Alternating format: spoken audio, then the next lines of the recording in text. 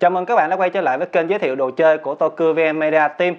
Năm ngoái mình đã giới thiệu cho các bạn sản phẩm Sao Chogokin Daijujin thuộc series Koryu Sentai Zyuranger. Và ngày hôm nay tiếp tục với series đó, mình sẽ giới thiệu đến các bạn một cỗ máy thần thú của chiến binh thứ 6 đầu tiên trong lịch sử Super Sentai, đó chính là Sao Chogokin Dragon Caesar.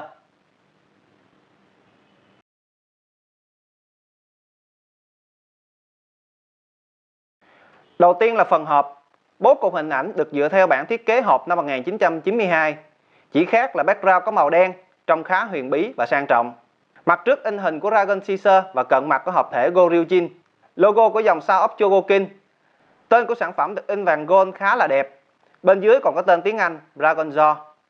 Góc bên dưới của hộp cũng như thường lệ sẽ là logo của Bandai Tamashii Nation.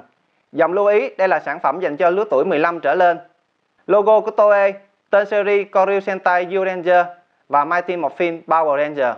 Mặt sau là thông tin cũng như các hợp thể của Dragon Caesar. Mở hộp ra chúng ta sẽ có Dragon Caesar, phần đuôi, hai bàn tay thay thế, một thân của Dragon Antler và một sách hướng dẫn. Trước mặt các bạn là shop Dragon Caesar. Ngoại hình tổng thể trông khá là thon gọn, không còn mập ú như phiên bản năm 1992. Các chi tiết dán đề can nay đã được thay thế bằng chi tiết chạm khắc và được sơn khá là tỉ mỉ. Tương tự như shop Tyrannosaurus, đây là mẫu được cải tiến khá là nhiều và sau đây mình sẽ bắt đầu đi vào chi tiết nhé. Trước tiên là bàn chân. Bàn chân nay đã được tích hợp thêm khớp nên có thể di chuyển qua lại được. Phần móng được mạ chrome để trông giống móng thật hơn và chi tiết này được làm bằng đai cát. Bắp chân nay được làm bằng đai cát, nhìn khá là chắc chắn. Phần bắp đùi chỉ được làm bằng nhựa, bù lại được tích hợp thêm khớp bằng đai cát. Điều này giúp biên độ cử động thêm phần chắc chắn.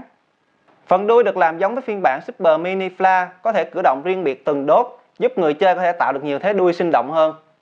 Phần mũi khoan nay không còn mạ rôm như phiên bản DX, chỉ được sơn bạc mà thôi. Bàn tay có thể xoay 360 một cách dễ dàng. Chúng ta có hai loại bàn tay, một dùng cho dạng trưng bày Dragon Caesar, một dùng cho tiêu chí lắp ráp. Tùy vào mỗi người chơi mà họ sẽ chọn bàn tay sao cho phù hợp. Cánh tay không thể cử động được nhiều do bị giới hạn thiết kế. Giáp vai được làm bằng đai cát và được mạ chrome vàng gold cùng với những hoa văn uốn lượn được sơn cực kỳ đẹp mắt. Vòng tròn ngay bụng không còn các lỗ rỗng mà nay đã được lắp kính lại. Độ sáng bóng và phản chiếu hình ảnh của bản sóc vượt trội hơn bản DX rất là nhiều. Phần thân chỉ có thể gập xuống, gập lên được một ít mà thôi, không xoay ngang được như bản sóc Tyrannosaurus. Một điểm người chơi cần lưu ý, khi gặp phần bụng, nếu không cẩn thận sẽ làm trầy xước phần eo của sản phẩm. Phần đầu phải nói là điểm sáng giá nhất kỳ này.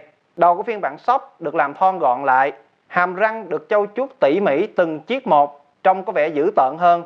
Phần đầu được làm bằng đai cát. Chiếc sừng trên đầu chỉ là chi tiết bằng nhựa nhưng được mạ chrome bóng loáng tạo cảm giác cực kỳ sắc nhọn. Nhìn chung, mẫu sóc Dragon Caesar được chăm chút khá tốt từ ngoại hình. Chi tiết sơn khắc nổi, biên độ khớp giúp người chơi tạo được một số tư thế hành động. Chưa kể được tích hợp khá nhiều chi tiết đai cát nên giúp mẫu này trông khá chắc chắn, cầm cũng rất là đã tay. Bây giờ chúng ta sẽ chuyển sang dạng hợp thể Goryujin nào. Cách lắp ráp hầu như không thay đổi gì nhiều so với phiên bản DX trước đây. Điểm thay đổi ấn tượng nhất đó là phần bụng của shop Dragon Caesar có thể ráp thành phần thương.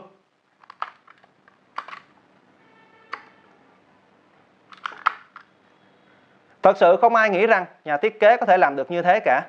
Còn phần mặt của robot, sau khi kéo miệng của Dragon Caesar xuống, chúng ta còn phải đẩy xuống một lần nữa mới hoàn tất.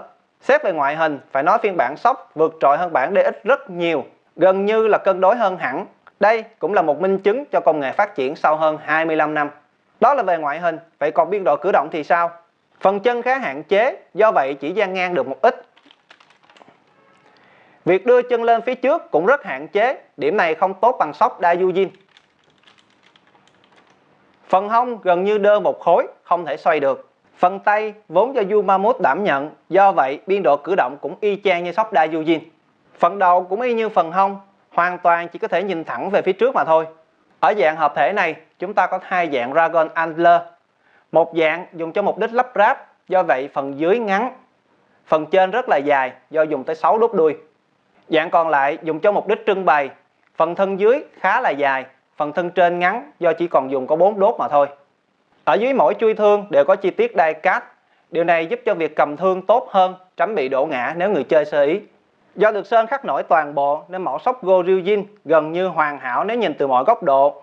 Điểm này nói thì hơi quá, nhưng phải nói ngoại hình đẹp hơn bản sóc Daijujin rất nhiều. Mặc dù phần die cast trên mẫu sóc Dragon Caesar khá nhiều, nhưng khi lên hợp thể lại rất ổn định. Phần chân hoàn toàn có thể chịu được tải trọng của phần thân trên, giúp mẫu này đứng thẳng rất tốt, không bị chúi về phía trước. Tuy nhiên, đối với những người chơi đòi hỏi khả năng action ở mẫu này thì gần như họ sẽ thất vọng khá nhiều do biên độ cử động rất là hạn chế. Nhưng chúng ta phải hiểu, dòng sóc vốn phục vụ cho mục đích trưng bày là chính. Việc mô phỏng lại các chức năng lắp ráp đã là một điều rất khó. Việc cho thêm biên độ cử động lại cực kỳ khó khăn hơn. Và trên thực tế, rất ít người chơi nào dám lấy các mẫu sóc ra mà lắp ráp liên tục nếu không muốn hối hận về sau. Sau cùng là hợp thể Yute Daijujin, cách ráp cũng tương tự như Super Mini Fla. Cụ thể, bộ phận ráp cố định vào vai sóc Daijujin đã bị lược bỏ. Thay vào đó đã được dời phía sau gáy của hợp thể. Nhìn bề ngoài có vẻ các khớp nối khá nhỏ, mỏng manh. Tuy nhiên các bạn đã lầm, phải nói cực kỳ chắc chắn. Khi đứng một mình, sóc Dragon Caesar đã nặng. Do vậy khi lên siêu hợp thể, phần trọng tâm gần như dồn hết nửa phần trên, khiến phần chân hoàn toàn không thể chịu nổi, dẫn đến tình trạng dễ bị dang ngang về hai bên. Để khắc phục tình trạng trên, nhà thiết kế đã hướng dẫn người chơi phải kéo phần đùi sang hai bên. Biện pháp này khá an toàn nhưng lại làm mất tính thẩm mỹ của hình dáng siêu hợp thể này. Ngoài ra, do ụp nguyên phần thân của Dragon Caesar lên đã khiến biên độ cử động của cánh tay gần như tê liệt. Nếu cố ý cử động cánh tay lên xuống sẽ dễ gây trầy xước nhiều ở bề mặt sản phẩm. Mặc dù đây là phiên bản đồ chơi cao cấp, nhưng ngoại hình của siêu hợp thể lần này lại tạo cảm giác cực kỳ rối mắt, chưa kể còn gây cảm giác mất an toàn đối với người chơi rất nhiều. Cá nhân mình rất hạn chế trưng bày ở dạng siêu hợp thể, thường mình sẽ luôn để Daijujin riêng, Dragon Caesar riêng để bảo toàn độ bền của sản phẩm. Việc có nhiều chi tiết mạ rom sáng bóng thực tế không hề gây khó chịu gì cả, bởi những phần này giúp tăng giá trị của món đồ lên rất là nhiều. Do vậy chỉ cần bảo quản thật kỹ lưỡng sẽ chẳng có gì đáng để phàn nàn. Giá thành của shop Dragon Caesar gần như chiếm 1/2 giá thành của shop Daijujin. Bù lại rất xứng đáng với những gì sản phẩm đem lại. Hoàn toàn xứng đáng có trong bộ sưu tập của một fan lâu năm dành cho Zyuranger lẫn Mighty Morphin Power Ranger. Và đó là những gì mình muốn giới thiệu đến các bạn ở sản phẩm shop lần này. Hãy cùng chờ đón chú khủng long cổ dài Kim Rachion thuộc dòng sao Chogokin nhé. Cảm ơn các bạn đã quan tâm theo dõi. Xin chào và hẹn gặp lại các bạn trong các clip sau của nhóm.